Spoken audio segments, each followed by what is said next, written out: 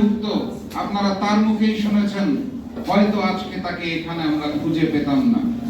বাস্তবতা হচ্ছে তারেক ভাইয়ের মতো অসংখ্য মানুষ সেদিন নির্যাতিত হয়েছিল এই ফ্যাসিস্ট আওয়ামী লীগের আমলে। শুধুমাত্র তাই নয়, অসংখ্য মানুষকে গুম করা হয়েছে, খুন করা হয়েছে, আয়না ঘরে সৃষ্টি করা হয়েছে, গণতন্ত্রকে গলা টিপে হত্যা করা হয়েছিল, যাতে বাংলাদেশে মানুষ ভারতের করদ রাজ্য হিসেবে বসবাস করে।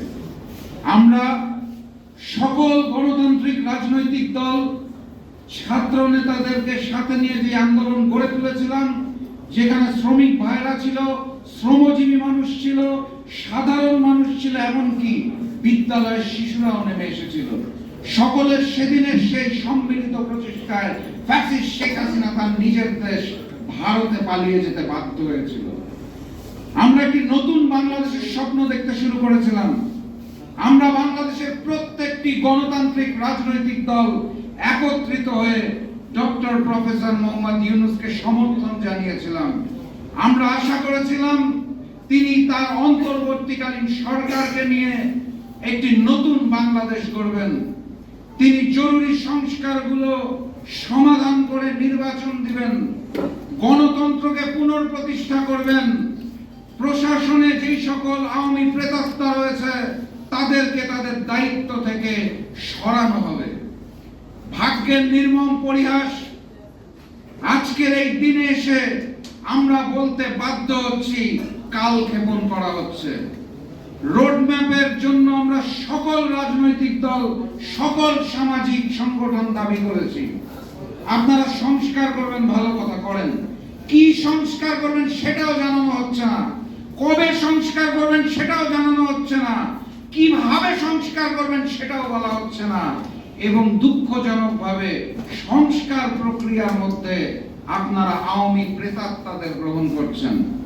আমরা দাবি জানিয়েছিলাম প্রশাসনের সকল পর্যায় থেকে আওয়ামী প্রেতাত্মাদের সরাতে হবে, সেই সরানো হয় নাই। বরঞ্চ প্রশাসনের খবর নিয়ে দেখুন, সচিবালয়ের খবর নিয়ে দেখুন, আওয়ামী প্রেতাত্মাদের আরো প্রমোশন দেওয়া হচ্ছে।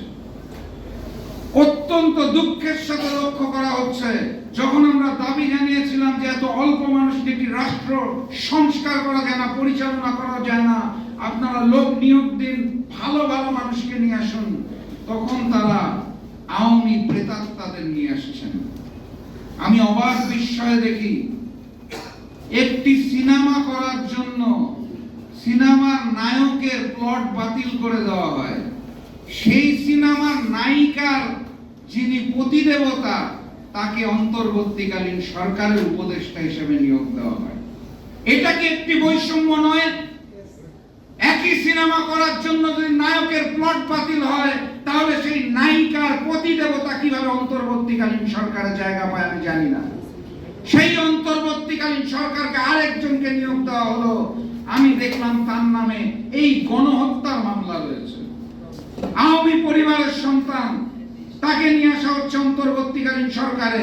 এই আওয়ামী প্রেতাত্মাদের নিয়ে আপনারা রাষ্ট্র সংস্কার করতে চান নাকি আওয়ামী লীগকে পুনর্বাসন করতে চান, এই কথাটা আপনাদের স্পষ্ট করতে হবে।